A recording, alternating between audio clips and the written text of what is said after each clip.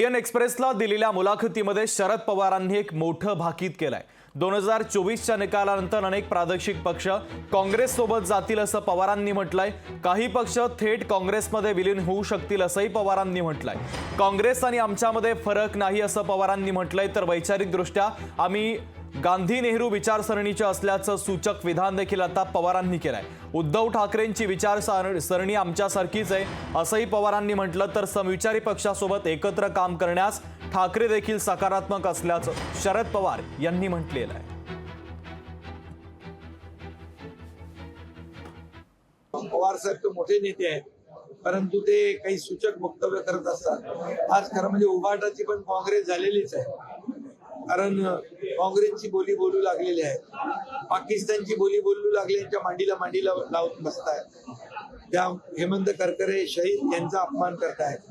तिकडे फारुख अब्दुल्ला म्हणतो पाकिस्तान भांगड्या भरल्यात, पाकिस्तानकडे अणुबॉम्ब आहे, आणि अशा लोकांच्या बरोबर गळ्यात गळे घालतात। त्यामुळे त्यांची काँग्रेस झालेलीच आहे। त्यामुळे आता फक्त एक अनौपचारिकता, काय म्हणतो त्याला आपण, औपचारिकता बाकी आहे। मी काय स्वतः ऐकलेलं नाही, त्यांना असं वाटत असावं की वेगळं काहीतरी, म्हणजे आता नाहीतरी त्याने ती इंडिया किंवा काही इंडियाची एक फ्रंट उघडलेली आहे।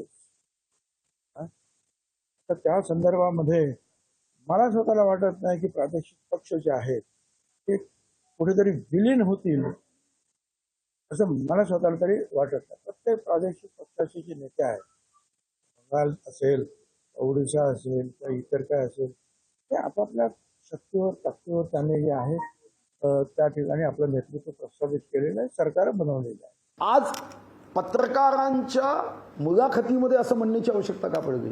त्याचं कारण साधं आहे। एक तर त्यांनाही जाणवलं की राष्ट्रवादीचं भविष्य काय, भवितव्य काय। आज जे लोक राष्ट्रवादीसोबत आहे ते राष्ट्रवादी किंवा राष्ट्रवादीच्या विचाराला पुढे नेण्याच्या दृष्टीने ते परिपूर्ण नाही। जो राष्ट्रवादी पक्षाचा आधार होते ते अजितदादा पवार आज अजितदादा सोबत नाही। प्रादेशिक पक्षांची आवश्यकता प्रत्येक राज्याला फार महत्त्वाची आहे। त्याचं कारण असं की प्रादेशिक पक्ष जे आहेत ते त्या त्या राज्याची अस्मिता, त्या त्या राज्याची संस्कृती जपतात, आणि त्यामुळे त्या त्या राज्याचे जे प्रश्न आहेत ते प्रश्न धसास लावण्याचं काम हे प्रादेशिक पक्ष करत असतात, आणि तो त्यांचा स्वाभिमानाचा विषय असतो, त्याच्या भाषा संरक्षणाचा, रक्षणाचा, संवर्धनाचा विषय असतो। आणि म्हणून प्रादेशिक पक्ष जिवंत राहणं फार गरज आहे आणि काळाची गरज आहे ती। त्याच्यामुळे पवारसाहेब फार मोठं व्यक्तिमत्व आहे, मी काय त्यांच्या वक्तव्याला छेद देत नाही, पण प्रादेशिक पक्ष ही जिवंत राहणं ही काळाची गरज आहे, एवढं मात्र नक्की। राष्ट्रवादी काँग्रेस पक्ष शरद पवार गटाचे प्रवक्ते महेश तपासे आपल्यासोबत आहेत। महेश सर, आज शरद पवार साहेबांनी एक वक्तव्य केले का खासगी वृत्तपत्रामध्ये की जे प्रादेशिक पक्ष आहेत येणाऱ्या काळामध्ये साधारणतः काँग्रेस पक्षामध्ये समावेश होईल। कसे इंडिकेशन या ठिकाणी पाहायला मिळतात की त्यामध्ये खास करून राष्ट्रवादी काँग्रेस पक्ष या सगळ्यात जवळ जातो? पवार साहेबांनी एक वक्तव्य केलं आणि त्याचे एक सांकेतिक विचार पवार साहेबांनी महाराष्ट्राच्या राजकारणामध्ये पाठवला। इंडिया अलायन्स जवळपास 300 सीटांपर्यंत पोहोचेल असं आम्हाला आज या ठिकाणी वाटतं। भारतीय जनता पार्टी तिसऱ्यांदा सरकार बनवू शकणार नाही, आणि म्हणूनच जे प्रादेशिक पक्ष सेक्युलर विचारसरणीचे आहेत ते काँग्रेसच्या सोबत स्वतःला अलाइन करतील। जे आता इंडिया गठबंधनच्या बाहेर आहेत ते त्या ठिकाणी येतील, आणि म्हणूनच पवार साहेबांनी तशा प्रकारचा सांकेतिक असा इशारा दिला की देशामध्ये आता लोक ह्यांनी परत काँग्रेसची विचारसरणी स्वीकारलेली आहे। पण एक गोष्ट या ठिकाणी पाहायला मिळते की सर्वात पहिला पक्ष प्रादेशिक पक्ष काँग्रेसमध्ये जाणारा तो शरद पवार साहेबांचा राष्ट्रवादी काँग्रेस पक्ष असेल, हे मात्र निश्चित आहे।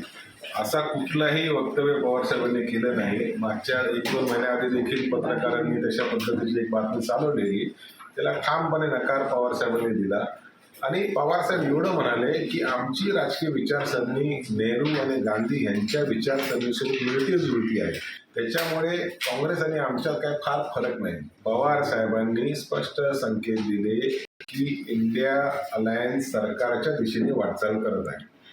जो पक्ष, जो गट सरकारच्या दिशेने वाटचाल करत असतो त्याच्याबरोबर लहान मोठे पक्ष येतात, अशा पद्धतीने त्यांनी सांगितलं. काँग्रेस पक्षाला परत एकदा 10 वर्षानंतर त्यांच्या विचारसरणीला परत एकदा स्वीकृती देश पातळीवर मिळत आहे, कारण लोकांनी मोदीच्या गॅरंटीला स्वीकृती आता देण्याचं बंद केलेलं आहे. धन्यवाद.